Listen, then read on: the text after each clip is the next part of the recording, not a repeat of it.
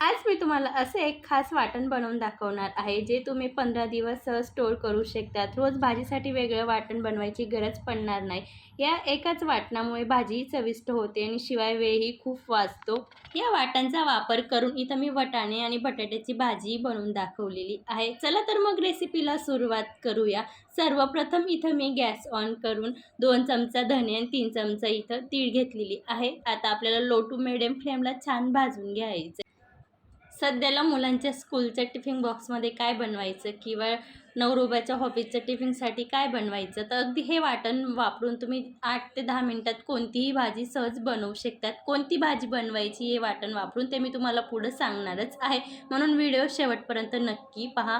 मी 3 मिनिटं इथं low to medium फ्लेमला तीळ आणि धण्यांना भाजून घेतलं आहे. त्याच्यामध्ये 1 चमचा जिरे आणि 1 वाटी खोबऱ्याचा किसला पण आपल्याला 2 ते 3 मिनिट अगदी कलर चेंज होतं तोपर्यंत भाजून घ्यायचं आहे. भाजून झालेलं आहे. मी एका प्लेटमध्ये गार करण्यासाठी काढून घेतलेलं आहे. आता त्याच कढईमध्ये मी इथं जवळपास 12 ते 13 लसूणच्या पाकळ्या घेतलेल्या आहेत. ते खूप मोठे मोठे होते म्हणून मी कमी घेतले. तुम्ही अगदी 18 ते 20 घेतले तरी चालेल.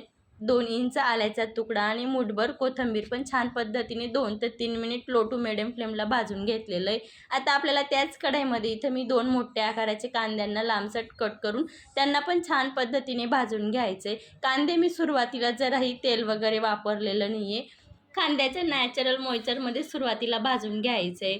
त्याचं नॅचरल मॉइश्चर संपलं की मग आपल्याला अर्धा चमचा तेल ॲड करून छान पद्धतीने हलका गोल्डन कलर होतो तोपर्यंत कांद्यांना भाजून घ्यायचे. कांदे देखील मी मिडियम फ्लेमलाच भाजून घेतलेले आहेत. या पद्धतीने आपण फक्त कांदे भाजतानाच अर्धा चमचा तेलाचा वापर केलेला आहे. वाटणामध्ये देखील कुठंही तेलाचा वापर करायचा नाही आहे. फक्त इथं कांदे भाजतानाच अर्धा चमचा तेलाचा वापर करायचा आहे. सुरुवातीला इथं मी एक मिक्सरचं भांडं घेतलेलं आहे. त्याच्यामध्ये आपण धने, जिरे, खोबऱ्याचं किस आणि पांढरे तीळ जे भाजलं होतं त्याचं सुरुवातीला आपल्याला मिक्सरला फिरवून घ्यायचं आहे. असं फिरवल्याने सगळं साहित्य व्यवस्थित फिरलं जातं. जर डायरेक्ट कांद्यासोबत मिक्सरला फिरवलं तर व्यवस्थित दळलं जाणार नाही. त्यासाठी सुरुवातीला फक्त आपल्याला तीळ, धणे आणि खोबरं आणि पांढरे तीळ, जिरे हेच फिरवायचं आहे. नंतर सर्व साहित्य मी अजिबात पाण्याचा वापर न करता मिक्सरला छान फिरवून घेतलेलं आहे. हे वाटण तुम्ही अगदी हवाबंद डब्यामध्ये 15 दिवस फ्रीजला स्टोअर करू शकतात. चला मग त्या वाटणापासून आता कोणती भाजी बनवता येईल, मी उदाहरण म्हणून तुम्हाला इथं वटाणे आणि बटाट्याची मिक्स भाजी बनवून दाखवते. हे वटाणे मी पाण्यात 8 तास पूर्वी भिजवून ठेवलेले होते. आता एका कुकरमध्ये तेल घ्यायचं आहे. अर्धा चमचा राई, 1 हिरवी मिरची, कांदा, टमॅटो सर्व तेल सुटेपर्यंत छान परतवून घ्यायचं आहे. त्याच्यामध्ये आता आपल्याला 1 चमचा वाटण ॲड करायचं आहे. वाटणला पण छान परतवून घ्यायचं आहे. बघू शकता त्या पद्धतीने. आणि हे वाटण वापर केलं तर अजिबात तुम्हाला दुसरं वाटण किंवा शेंगदाण्याचा कुटाचा जराही वापर वगैरे करायची गरज पडणार नाही. वाटणला पण छान पद्धतीने तेल सुटायला लागलेलं आहे. आणि मी खास करून हे भाजीला 2च चमचा तेलाचा वापर केलेला आहे. ते तुम्हाला व्हिडिओमध्ये दिसलंच असेल. आणि आता आपल्याला ढीगभर मसाल्यांची पण गरज नाही पडणार. मी इथं अर्धा चमचा काश्मीरी लाल तिखट आणि अर्धा चमचा घरगुती लाल तिखट, पाव चमचा गरम मसाला, पाव चमचा हळद, चवीनुसार नमक आणि 1 चमचा मी जिरा पावडर वापरलेली. मी तडका देताना मी याच्यामध्ये जराही जिऱ्याचा वापर केला नव्हता, त्यासाठी जिरा पावडर वापरलेली. तुम्ही स्किप केली तरी चालेल. आणि हे वाटण जर तुम्हाला रस्सा भाजी बनवायची असेल तर थोडं तुम्ही जास्त वापर करू शकतात आणि सुकी भाजी बनवायची असेल तर थोडं कमी वापर करू शकतात. आणि राहिली खास गोष्ट की मिक्सरला फिरवताना जर तुम्हाला नॉर्मल पाण्याची गरज पडत असेल तर तुम्ही 1-2 चमचा पाणी किंवा तेलाचा वापर देखील करू शकतात. तेलाचा वापर केल्याने वाटण जास्त टाईम टिकेन, जराही खराब वगैरे होणार नाही. मसाले छान पद्धतीने तेल सुटायला लागलेलं आहे. आता आपण भिजवलेले वटाणे ॲड करून घेऊया. वटाणे ॲड झाले. इथं मी मोठ्या आकारामध्ये 1 बटाटा कट करून घेतलेला आहे साल काढून. तो पण आपल्याला मसाल्यांमध्ये ॲड करून घ्यायचा आहे. आणि आता छान पद्धतीने मसाल्यामध्ये 2 मिनटं व्यवस्थित परतवून घ्यायचे. सुरुवातीला पाण्याचा वापर करायचा नाही. छान तेल सुटेपर्यंत व्यवस्थित मिक्स करून घ्यायचे. व्यवस्थित मिक्स केल्यानंतर आता आपण याच्यामध्ये गरम पाणी ॲड करणार आहोत. मी सांगितलंच की तुम्हाला रस्सा भाजी बनवायची त्यानुसार तुम्ही पाणी जास्त टाकू शकतात.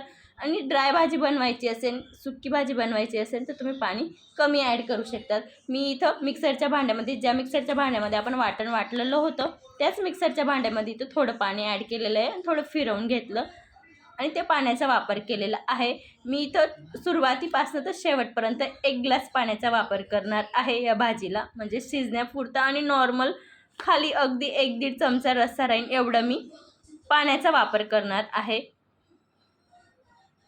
बघू शकता छान पद्धतीने उकळी यायला लागलेली आहे. आता मला हवं तेवढं मी पूर्ण पाणी याच्यात ॲड करते. आता भाजीला छान पद्धतीने उकळी आली की आपल्याला कुकरच्या 2 विसल करून घ्यायच्या आहेत.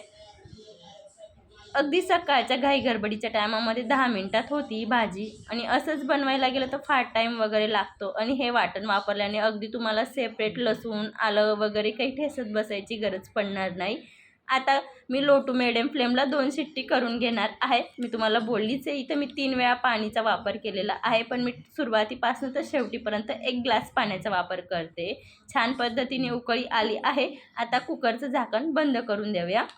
लो टू मिडियम फ्लेमला मी 2 शिट्ट्या करून घेणार आहे. हे वाटण तयार करून फ्रीजमध्ये ठेवलं की रोजचा स्वयंपाक खूप सोपा होतो. हे वाटण वापरून कोणकोणती भाजी बनवता येईल हे बघूया.